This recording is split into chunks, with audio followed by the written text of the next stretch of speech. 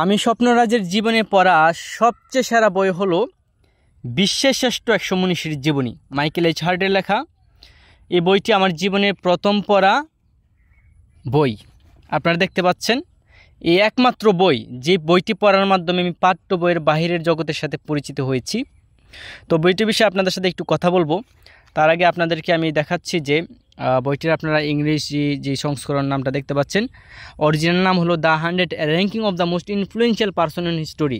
অর্থাৎ আজকের যে আধুনিক পৃথিবী, এই আধুনিক পৃথিবী গড়ার পিছনে যে 100 জন মানুষের সবচেয়ে বেশি অবদান, সে 100 জন মানুষের সংক্ষিপ্ত জীবনী মূলত এই বই। যেমন আপনারা দেখবেন এই যে 100 জন মানুষ, এখানে মজার তথ্য আপনাদেরকে দুইটা আমি কথা বলবো। এই যে 100 জন মানুষ সারা পৃথিবীর সবচেয়ে টপ যে প্রভাবশালী মানুষ, তারা কিন্তু একই দেশে তারা জন্মগ্রহণ করে নাই, তারা বিশ্বের বিভিন্ন দেশে জন্মগ্রহণ করেছেন। এটা একটি স্পেশাল পয়েন্ট। এবং আরেকটি স্পেশাল পয়েন্ট হলো যে তারা একই সময় জন্মগ্রহণ করে নাই, তারা বিশ্বের বিভিন্ন সময় জন্মগ্রহণ করেছেন। যেমন আপনি এই বইটি পড়ার মাধ্যমে যদি কনফুসিয়াস পড়েন, তখন কিন্তু আপনি চলে যাবেন, প্রথমে বইটির মধ্যে লেখা আছে প্রায় 2500 বছর আগের কথা। তো আপনার মাইন্ড, আপনি এখানে বসে বই পড়ছেন, কিন্তু আপনার মাইন্ড, আপনার মস্তিষ্ক চলে যাবে প্রায় 2500 বছর আগের অতীতে। এবং কোথায় চলে যাবে? চীন দেশে চলে যাবে।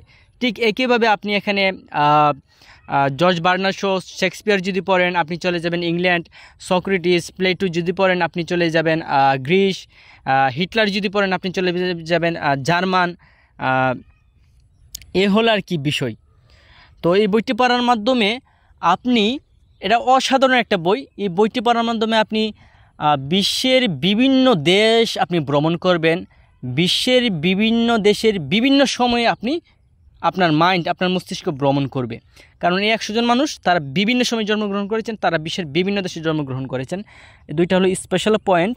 এবং বইটি নিয়ে আমি ঘন্টার পর ঘন্টা কথা বলতে পারি, কারণ এই একমাত্র বই, যে বইটা একদম আমার জীবনকে একদম উলটপালট, মানে সম্পূর্ণ একটা চেঞ্জ, একটা নতুন একটা মোড় দিয়েছে। কারণ এই বইটি পড়ার পর আমি এই বইটি পড়ার মাধ্যমে পাঠ্য বইয়ের বাহিরের বইয়ের সাথে আমি পরিচিত হয়েছি। এবং আজ পর্যন্ত 2016 থেকে আজকে 2024, গত 8 বছরে আমি 500-এর বেশি বই পড়েছি, মাত্র 500-এর বেশি বই পড়েছি। এবং বেশ কয়েকটা লাইব্রেরি করেছি। এবং সবচেয়ে মজার বিষয় হলো যে আমার আব্বা আমার লাইব্রেরিটা ভেঙে ফেলে দিয়েছিল। আমার বই বস্তাত ভরে পাশের বাড়িতে রাখা লাগছিল। প্লাস আমার আশেপাশের বন্ধুদের আমি বই পড়াই। সব মিলিয়ে আমার মনের মধ্যে যে জাগরণ, যে দুঃখ বোধ থেকে আমার যে আন্দোলন, আমি আন্দোলন করেছি 64 জেলা বাইসাইকেলে করে বই পড়া আন্দোলন। দীর্ঘ 7 মাস 4 দিন আমি সারা বাংলাদেশে 64 জেলা আমি ভ্রমণ করেছি? বই পড়ার আন্দোলন করেছি, বই পড়া বিষয়ে মানুষকে সচেতন করার চেষ্টা করেছি। এই সব কিছু সম্ভব হয়েছে মূলত এই বইটি পড়ার মাধ্যমে। এই বইটি যদি আমার হাতে না আসতো, তার কোনো কিছু সম্ভব হতো না। বা আমি মাঝখানে বিদেশ ছিলাম 2018 সালে, 2 মাস থেকে আমি চলে আসছি, এটার পেছনে এই বইটির অবদান। হ্যাঁ, এই একমাত্র বই। বা আমার নিজের স্বপ্ন আছে। আমার বুক অ্যালবামের মধ্যে আপনাদেরকে আমি দেখিয়েছি যে আমার 12 বছরের কর্ম পরিকল্পনা আছে। ইতিমধ্যে 6 বছর অতিক্রম হয়েছে। আমার স্বপ্ন থেকে আমি এক বিন্দু সরি নাই, সরব না, এগিয়ে যাব। তো সব কিছু মূলত এই একটা বই পড়ার কারণে।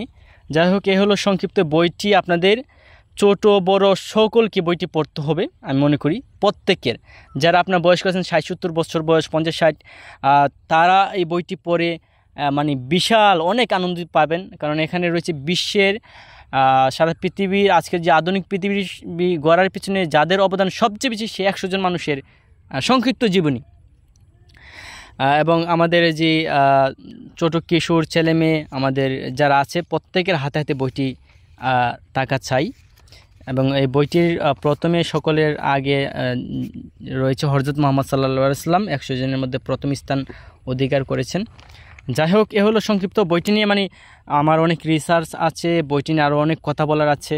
এই বইটা আপনাকে কল্পনা, মানে ব্যাপক কল্পনা করতে শিখাবে। কারণ আপনি এখানে বসে বিশ্বের বিভিন্ন দেশ, বিভিন্ন সময় চলে যাবেন। আপনার মাইন্ড যে কল্পনা হচ্ছে এবং চিন্তা, এই বইটি আপনাকে চিন্তা করা শেখাবে, আমাকে শিখিয়েছে চিন্তা করা। আরও অনেক বিষয়, অনেক বিষয়। বর্তমানে আমি এতটুকুই রাখছি। এবং আমি বিশেষভাবে অনুপ্রাণিত রকমারি.com বইকথা অনুষ্ঠানটি দ্বারা। তো রকমারি বইকথা অনুষ্ঠানে আমি পরবর্তীতে কথা বলবো, আপাতত রাখছি এখানে। ধন্যবাদ সকলকে। আমি পায়ে হেঁটে 64 জেলা ভ্রমণ করব। আমার ভ্রমণ অবস্থায় আমি 64 জেলা অন্তত 64,000 শিক্ষার্থীদেরকে আমি এই বইটি পড়ার উদ্বুদ্ধ করব। এটা আমার নিয়ত, আমার মনের ইচ্ছা, আমার মনের তীব্র তাগিদ থেকে আমার এই কাজটা আমি করব ইনশাল্লাহ। ধন্যবাদ সকলকে।